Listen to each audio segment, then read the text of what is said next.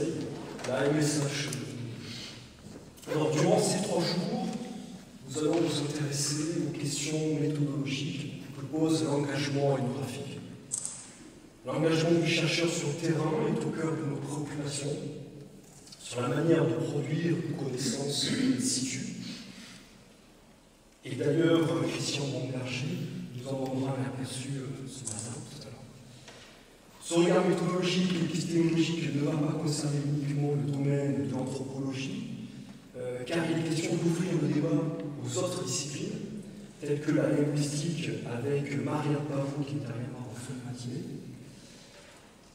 ou encore la géographie avec les propositions de Francine Barthes, Rachel Borghi et Anne Volvé qui aborderont le thème de l'engagement dans l'espace jeudi matin, avec les STAPS avec l'intervention de Gilles Ravon en culture, ou encore Carlo Manzelli pour la criminologie qui interviendra également en culture. Bien évidemment, les 12 ateliers durant ces 3 jours vont contribuer à cette effervescence.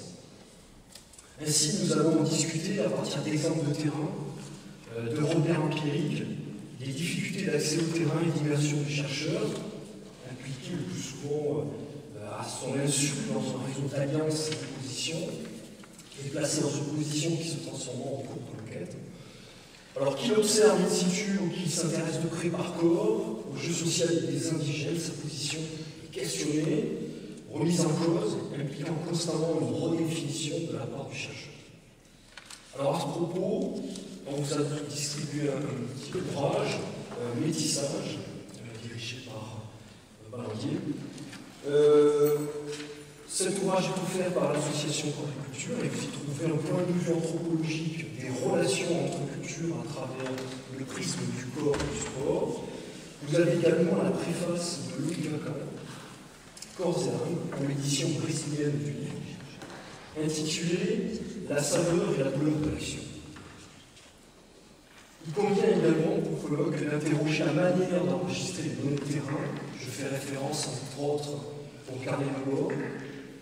Manière aussi de mettre à distance les données produites afin de remplacer les résultats obtenus dans une perspective comparative et temporelle. Finalement, je terminerai là-dessus, le colloque Chercheurs in situ a pour ambition de présenter l'originalité de l'engagement ethnographique, de sa perpétuelle construction méthodologique face à une multitude de terrains de notre monde contemporain et les questions soulevées. Ce colloque pluridisciplinaire se propose de mettre en débat les manières d'adapter, de renouveler les techniques de l'engagement ethnographique sur l'accès à de nouveaux terrains, d'observer de nouveaux publics et étudier de nouveaux objets. Avant de donner la parole à Bernard Andrieux, qui va questionner la place du corps du chercheur in situ, je voulais vous souhaiter à tous un excellent